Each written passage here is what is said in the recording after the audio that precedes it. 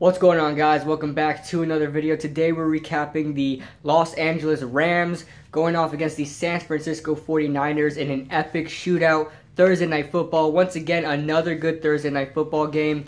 A highly offensive football game from two rookie head coaches who have, used to be offensive coordinators. One of the Redskins, I believe, and one of the Atlanta Falcons, who both teams had great offenses last year. So for defenses, this is not, if you love defensive games, this was not your game. The defenses were completely garbage in this game as far as the secondary goes. I like the linebacker play from the Rams. Mark Barron and Alec Ogletree definitely had a good game. Mark Barron basically saved the game at the end of the game. But let's start off with the beginning of the game. Brian Hoyer, first play, what Brian Hoyer usually does, I mean, Brian Hoyer doesn't throw too much interceptions, but he doesn't win games for you, right? Brian Hoyer throws an interception in the first play of the game to Nickell Roby Coleman.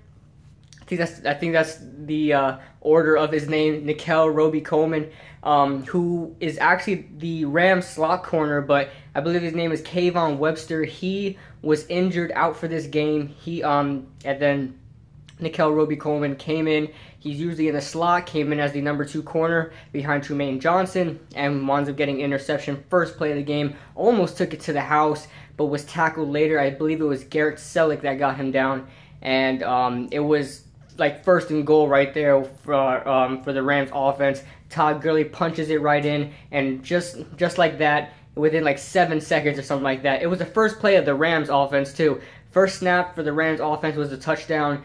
Todd Gurley went off this game. Todd Gurley had 3 touchdowns once again. He's doing great things as far as the rushing and the receiving game goes.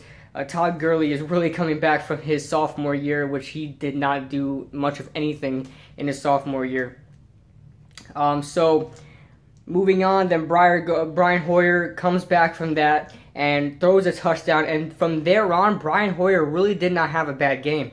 When we go over the stats, we'll go over his numbers, but he really didn't have a bad game. As far as his decision making, he made plays down the field. He took chances with his receivers. That's what you want to see from your quarterback. Even if you don't see every players open, you got to have trust in your receivers, and threw it right down the field. For example, that Marquise Goodwin catch right down the field, I believe it was like for 30 or 40 something yards.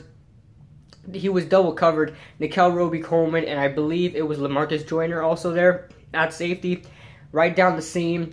Threw it straight to Marquise Goodwin, and Marquise Goodwin came down with the ball. He was double covered, he wasn't open, but Brian Hoyer took the chance, and that's what you want to see from your quarterback, to make plays down the field even when your receivers aren't open. So, and also the quarterback play from both quarterbacks had a tremendous game. With Brian Hoyer throwing in an interception, which didn't look good on his resume there, but definitely had a good game afterwards. And how about the wide receivers? The wide receivers from both teams showed up today. We're talking on the Rams side of the football, Sammy Watkins and Sammy Watkins and Robert Woods. I almost said Marquise Goodwin again.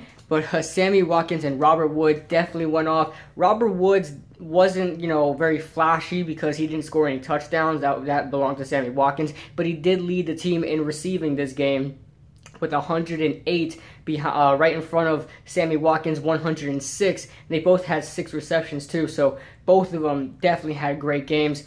Robert Woods usually was the guy to move the players down the field, not really make plays in the red zone like Sammy Watkins did. Robert Woods, deep crossing routes, made plays, 50-50 balls, made plays.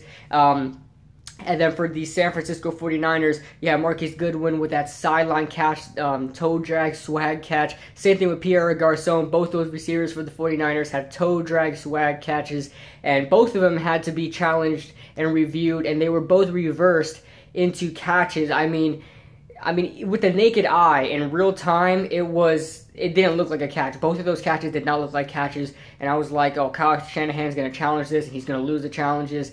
But, I mean, those were great plays by the receivers. You had to really zoom in and see that the toes were down for both feet. And great plays by Marquise Goodwin and Pierre Garcon. Pierre Garcon completely went off this game. And then how about Trent Taylor too? Little old Trent Taylor. If you guys play Madden, if you guys play the story mode on Madden, you got Colt Cruz, number 81, the short, little, muscular white wide receiver in Madden, a long shot. It totally reminded me of Colt Cruz. Trent Taylor did. He wears 81, and he's short and stout, and he's a wide receiver just like Colt Cruz. And he was moving great out there. One of my favorite routes, the whip route or the pivot route. He ran an outside-inside pivot route. Trent Taylor did, and scored that touchdown. Forgot who was in coverage there, but got his ankles broken there. But good play by Trent Taylor. He didn't have many yards, but he definitely made plays when they needed to be made. He did drop some balls, but they weren't really in big, it didn't really matter as much. He did make one costly mistake, though, pushing off the cornerback when they were trying to come back at the end of the game. He would have caught that anyway. Really, Robbie Coleman got burnt on that play, on that corner route, or was it an out route? It was kind of a corner/out, but he would have definitely made the play, and they would have moved down the field. They were almost in field goal range too. They could have kicked that field goal right there. So yeah, at the end of the game, man, this was such a great game to watch. It was 41-39. The San Francisco 49ers, they get a turnover. Pharaoh Cooper, who was like another Tavon Austin. Pharaoh Cooper got a kick, I believe it was a kick return or a punt return, one of those. Winds up fumbling the ball, and San Francisco recovers. San Francisco gets good field position. They move down the field. They score, and then they try the two-point conversion. They fail the two-point conversion. If Trent Taylor would have kept going on that out route, instead of doing another pivot, if he would have kept going on that out route, Brian Hoyer could have hit him, and they would have got the two-point conversion. So they failed that the two-point conversion, and the reason why they needed the two-point conversion is because Robbie Gould missed a PAT, and that basically kind of cost them the game. If he would have got that PAT in the beginning, they would have kicked another PAT, and they would have tied the game up, went into overtime at 41 apiece. But they had to get that two-point conversion. They didn't convert the two-point conversion, and they wound up going for an onside kick. And lo and behold, Robbie Gould kicked a beautiful onside kick. I mean, it was perfect. And, a 49er wound up getting it. Bounced off a 49er's helmet or his back area. And then they wound up getting the ball back. And at this point, I'm like, wow, this is the comeback in the making. I'm not going to be able to win any Thursday night games because I predicted the Rams to win. And I'm 0-2 so far in Thursday night games. So I'm like, okay, I'm about to go 0-3. So they get the ball back. They run a couple times. They get, in better field position. And then the Trent Taylor push-off that really screwed up because he would have caught that ball anyway. And the Trent Taylor push-off moved them back 10 yards. And then they threw the ball on 3rd and 20 in direction of, I believe it was Pierre Garcon. And then Tremaine Johnson almost picks it off, but Tremaine Johnson was really not in position to make a play. I mean, if Brian Hoyer would have threw that ball any better, Pierre Garcon would have had a first down right now. But Tremaine Johnson almost intercepted it, and he couldn't do that. And then 4th down and 20, Brian Hoyer steps back, and who's there to tackle him? It's Aaron Donald to tackle him. And that is the end of the game. And then Todd Gurley runs for more yards as a pad stats and basically just clinches it from there. And there's the game. I mean, this was a good game to watch, guys. I told you guys in the predictions, I only predicted 16-13, but I predicted a good offensive game with some great defense also. Because the 49ers have been improving their defense. The game against the 49ers, the game against the Seahawks. But it was a crazy offensive game. Kyle Shanahan and Sean McVay, just one of the best offensive minds in the league right now, and they definitely showed that. And this could be a rivalry to go on, a rivalry to watch that goes on for a couple years now. The Rams and the 49ers, this may have rekindled something in the NFC West besides it having it be the Cardinals and the Seahawks all the time. Maybe these two teams will be relevant in the NFC West. Maybe not this year, but next year. So let's go over the stats real quick. Jared Goff for the Rams, Jared Goff, was 22 of 28. I mean, he had a day, 5 incompletions. That's how you be an efficient quarterback, and he also made plays down the field. He also threw balls down the field, so great job on that. 292 yards, 3 touchdowns, no picks. Todd Gurley, 28 rushes, 113 yards. He did have some carries that went for negative yardage, and he did kind of he ran the clock out at the end of the game, which doesn't make his stats look any better, but he was still under 4 yards a carry. You want to see him get 4 yards a carry, but he was still a major factor in this game, which is obvious. And by the way, he was the only running back to run. I mean, there was no other running backs on the roster that was active. Tavon Austin had to take some carries. So, I mean, Todd Gurley did it all himself on the ground.